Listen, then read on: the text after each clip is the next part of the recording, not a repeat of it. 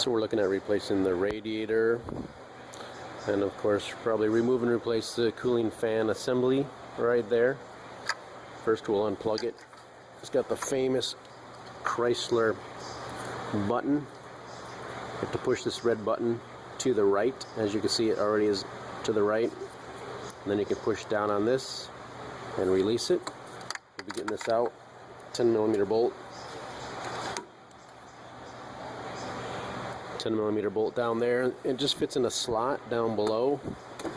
And it's pretty dang easy. 10mm bolt there and a slot. So just have to take those two 10mm bolts out and we can slide the cooling fan assembly right out of there. Easy 2 bolts and 1 connector. We'll get that done and be right back. So we did get them out. I did have to take off a couple 10mm bolts here. I took them out over here, even though things are connected. It gave me the freedom to move this enough to get it out from here. And let me show you the slots.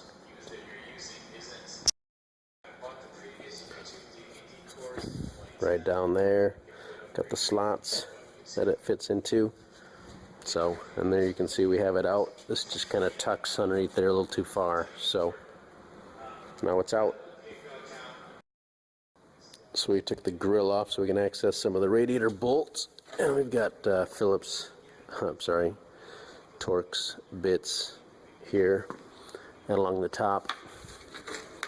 On the back side, looks like just some hooks. You can see right there. So we got the grill off here. So we can get in here and access the bolts. There you can see it in there. Probably a 10mm bolt again. And I'm going to guess there's probably one. That might be it. I actually don't know. I'm just doing this on the fly. There's one back there too. So we'll get those two 10mm bolts. 10mm bolts. We'll get these clamps off here as well.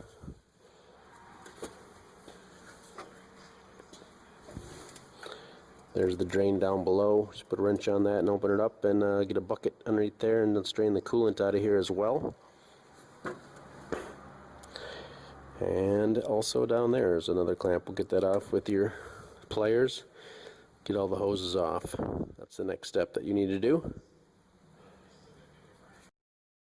So we've got our hoses off. Draining stuff in the bucket down below. Replacing the thermostat on this truck as well. It's right down in here for me. So I'm taking this hose off and I'll leave the hose on the radiator. So I'm just taking off this bolt here.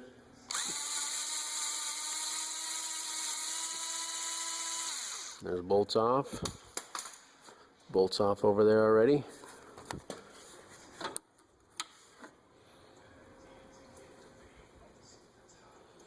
So put this somewhere safe.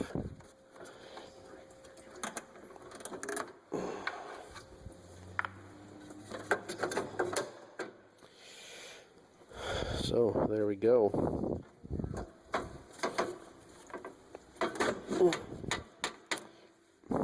This is moving.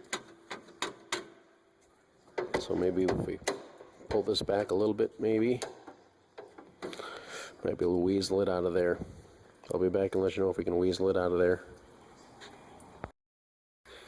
So we took out the 10mm here as well, and the 10mm over here.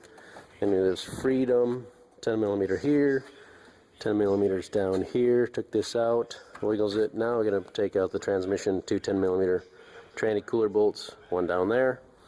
And there's one down there, and then it'll be free from the radiator and we can pull it out finally.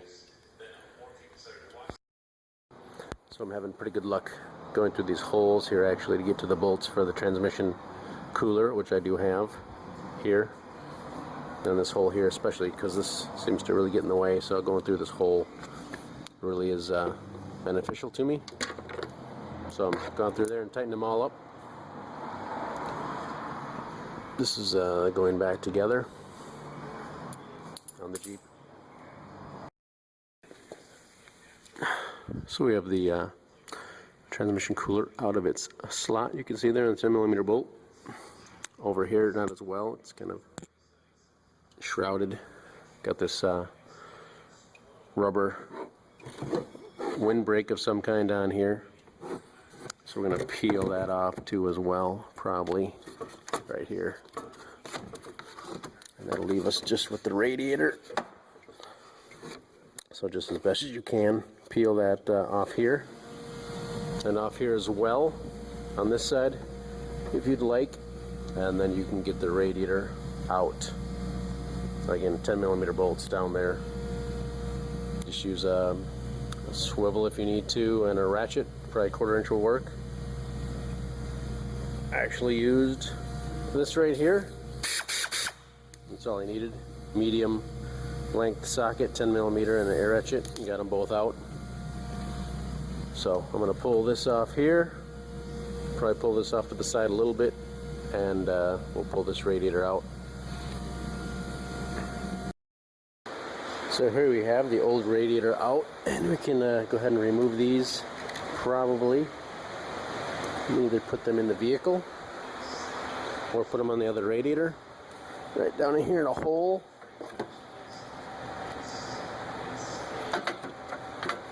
Do the same with the other side. See the hole right down there.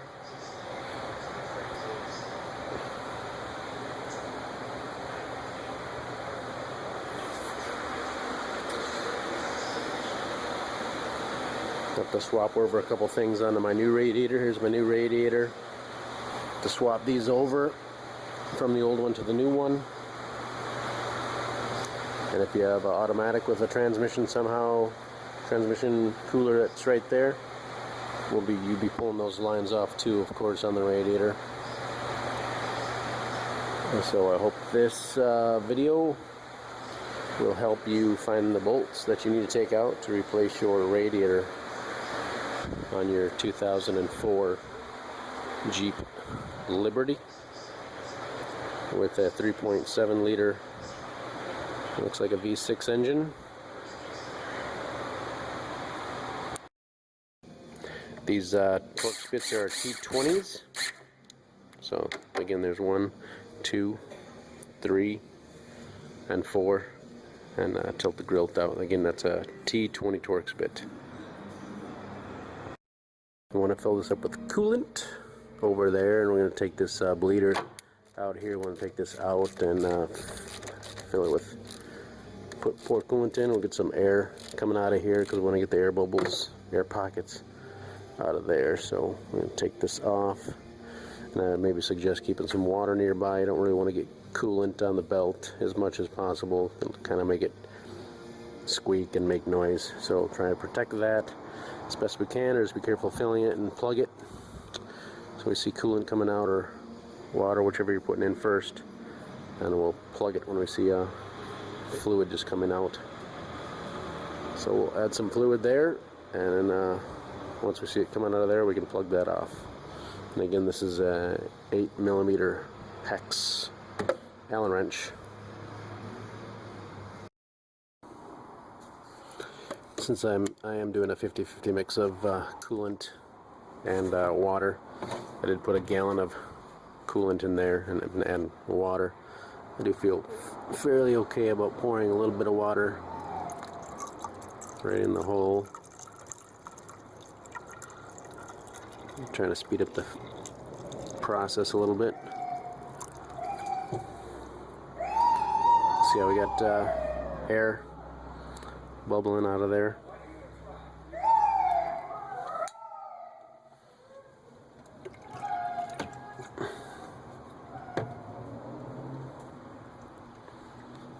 So it's just a little technique. I mean, you can pour some water in there, and that's okay for your belt. We just don't want to get antifreeze on there, if you can help it.